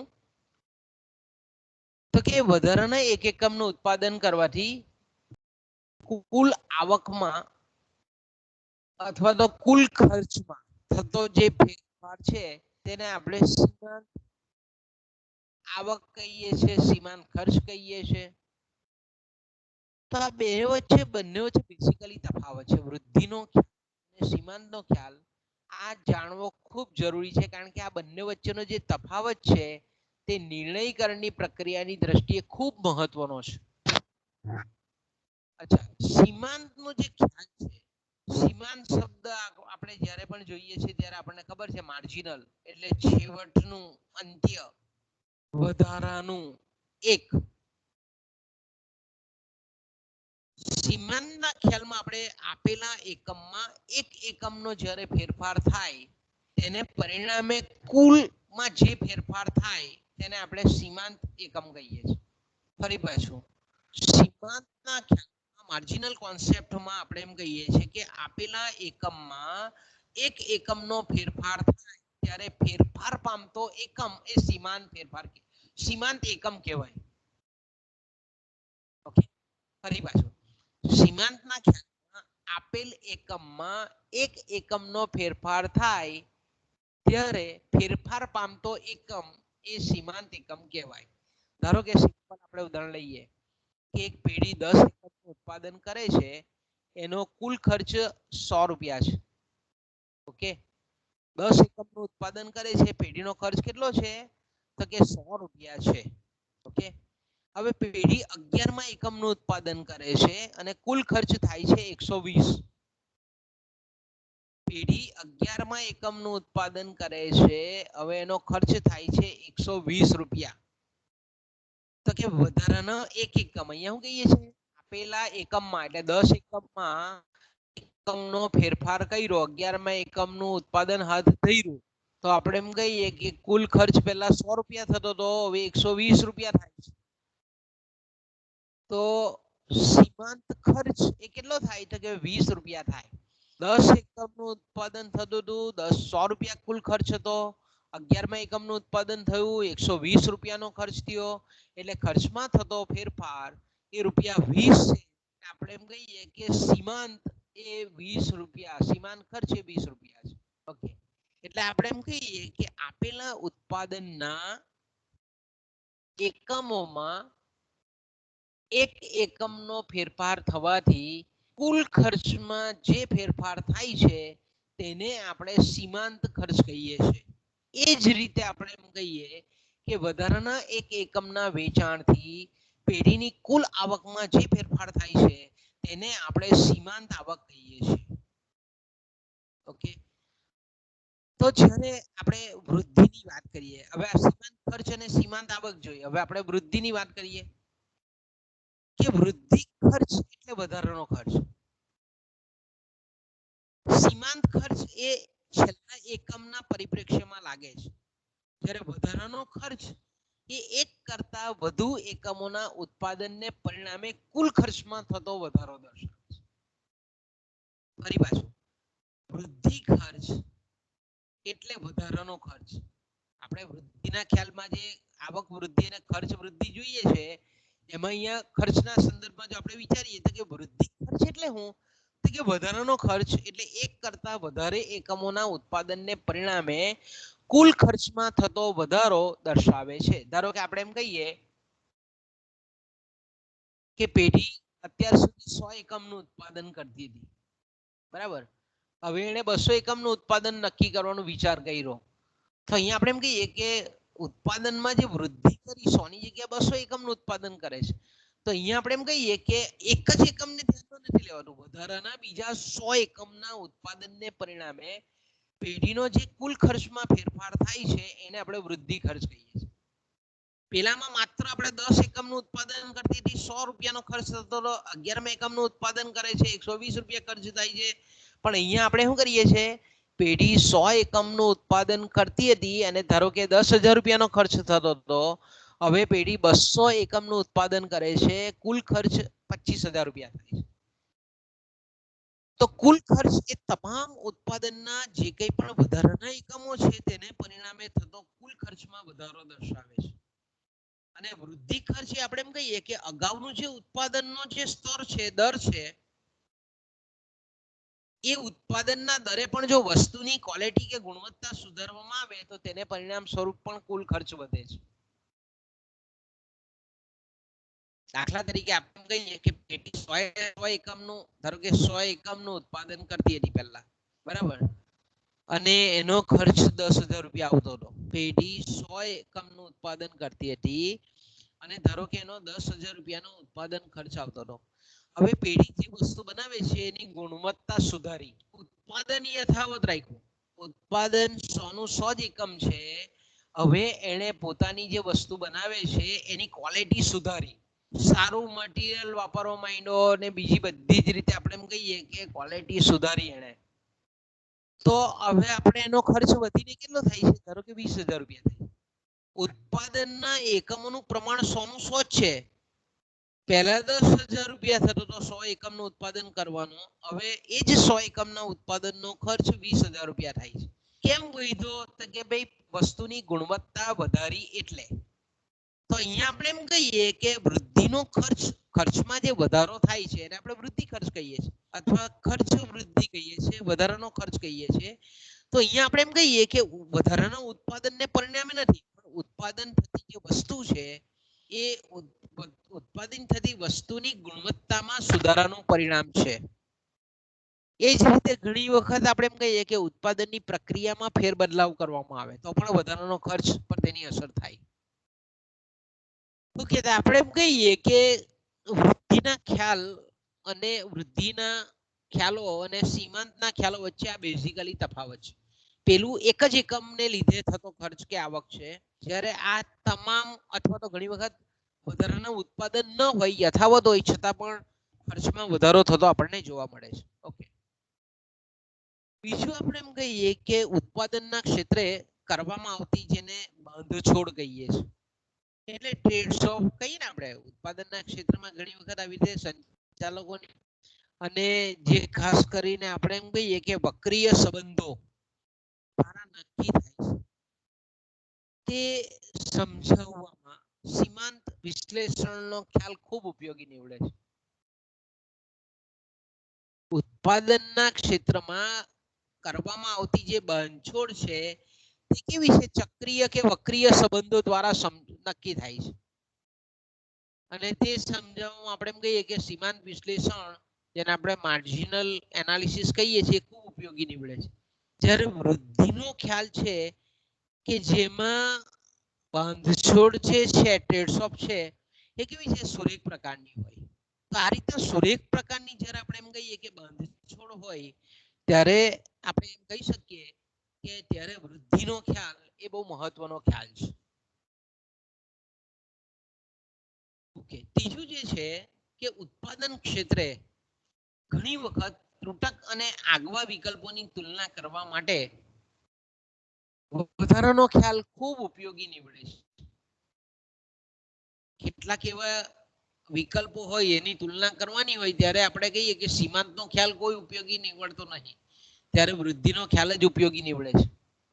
ધારો કે આપણે એમ કહીએ કે બે ટેકનિકલ પ્રક્રિયાઓ છે, કોઈ વસ્તુનું ઉત્પાદન કરવાની બે ટેકનોલોજી છે, બે ટેકનિકલ પ્રક્રિયા છે, અને એ એક સરખા દરે ઉત્પાદન આપે છે. હવે સરખા દરે ઉત્પાદન આપે છે તો તેઓ વચ્ચેની પસંદગી અંગેનો નિર્ણય જો લેવો હોય તો એક વિકલ્પની સામે બીજા વિકલ્પની તુલના વધારાના ખર્ચ દ્વારા જ થાય, સીમાંત ખર્ચ દ્વારા થઈ શકે નહીં. દાખલા તરીકે આપણે એમ કહીએ કે બે વીજળીના પ્લાન્ટ છે, બરાબર, એક એટોમિક પરમાણુ પર આધારિત પ્લાન્ટ છે અને બીજો છે હાઇડ્રો પાવર પ્રોજેક્ટ છે. બંનેમાં આપણે એમ કહીએ કે વીજળીનું ઉત્પાદન થાય છે. બંનેમાં આપણે એમ કહીએ કે એક સરખી વીજળીનું ઉત્પાદન થાય છે, કે આપણે કોઈ પણ નક્કી કરેલી કે ભાઈ દરરોજની 20,000 વોટની વીજળીનું ઉત્પાદન કોઈ પણ આપણે એકમ લઈ શકીએ. તો જ્યારે આવું હોય, એક જ સરખી આપણે એમ કહીએ કે ઉત્પાદનનું પ્રમાણ હોય, એક સરખા દરે ઉત્પાદન આપતું હોય, તો જ્યારે બેમાંથી કોઈ એકની પસંદગી કરવાની હોય ત્યારે વૃદ્ધિનો ખ્યાલ આવા ટેકનિકલ પ્રક્રિયાઓ આધારિત જે વિકલ્પો છે એ વિકલ્પોની તુલના કરવા અને નિર્ણયો લેવા માટે ખૂબ ઉપયોગી નીવડે છે. સીમાંત ખર્ચ દ્વારા આનો ખ્યાલ એનું નિર્ણયકરણ નહીં થઈ શકે. તો પછી નક્કી કરવામાં આવે કે ભાઈ એટોમિક પાવર પ્રોજેક્ટ થી અથવા તો આણ્વિક ઉર્જા જો પાવર પ્લાન્ટ નાખવામાં આવે તો કેટલો આવકમાં વધારો થાય છે, કેટલો ખાનગી આવકમાં વધારો થાય છે, કેટલો સામાજિક આવકમાં વધારો થાય છે, કેટલો ખાનગી ખર્ચમાં વધારો થાય છે, કેટલો સામાજિક આપણે કહીએ ખાનગી આવક ખાનગી ખર્ચ સામાજિક ખર્ચમાં વધારો થાય છે. અને પછી આપણે આ બધામાં આવક વૃદ્ધિ ખાનગી ધોરણે, વ્યક્તિગત રીતે, કૌટુંબિક રીતે, સમાજની દ્રષ્ટિએ આવક અને ખર્ચનું વિશ્લેષણ કરી અને પછી સંચાલક નિર્ણય લે કે ભાઈ આ જો ટેકનોલોજી થી હાઇડ્રો પાવર પ્રોજેક્ટ જો આપણે પસંદ કરીએ તો આટલો આટલો આટલો આપણે વધારાનો ખર્ચ અને વધારાની આવક થાય છે. પણ જો સીમાંત વિશ્લેષણ આધારિત જો આપણે નિર્ણય લેવા જઈએ તો એ શક્ય બનતું નથી. ઓકે. અને છેલ્લી જે આપણે એમ કહીએ કે બંને વચ્ચેનો જે તફાવત છે તે કે ભાઈ સીમાંતનો જે ખ્યાલ છે તે ફક્ત ત્યારે જ ઉપયોગમાં લેવામાં આવે કે જ્યારે આપેલા ઉત્પાદન એકમોમાં ફેરફાર કરવાનો હોય. બરાબર. આપેલા એકમોમાં જ્યારે ફેરફાર કરવાનો હોય ત્યારે જ સીમાંતનું વિશ્લેષણ કામ લાગે. પણ વૃદ્ધિનો ખ્યાલ છે તે ઉત્પાદનમાં ફેરફાર ન કરવાનો હોય. મેં કીધું તેમ કે ઉત્પાદન યથાવત છે પણ ઉત્પાદન પદ્ધતિ બદલાય છે. અથવા તો આપણે એમ કહીએ કે વસ્તુની ગુણવત્તા બદલાય છે. તો અહીંયા આપણે એમ કહીએ કે ઉત્પાદન પહેલા જેટલું જ છે પણ અન્ય કારણોસર આપણે એમ કહીએ કે ખર્ચમાં કે આવકમાં ફેરફાર થતો હોય છે. તો આવા આપણે એમ કહીએ કે જ્યારે ઉત્પાદન એકમોમાં ફેરફાર કરવાનો ન હોય ત્યારે પણ વૃદ્ધિનો ખ્યાલ એ ઉપયોગી બને છે. ઓકે, તો આપણો અહીંયા વૃદ્ધિનો જે ખ્યાલનો જે કોન્સેપ્ટ છે તે અહીંયા આપણો પૂરો થાય છે બાળકો. બરાબર. આપણે પહેલો જે ખ્યાલ છે એ પહેલો ખ્યાલ અહીંયા આપણો પૂર્ણ થાય છે.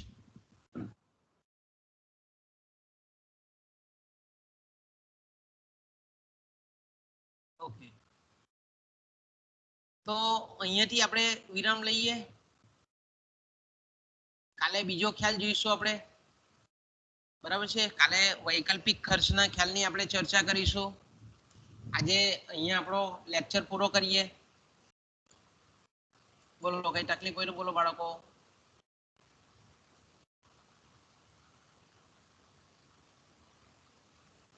તો અહીંયા આપણો લેક્ચર પૂરો કરીએ.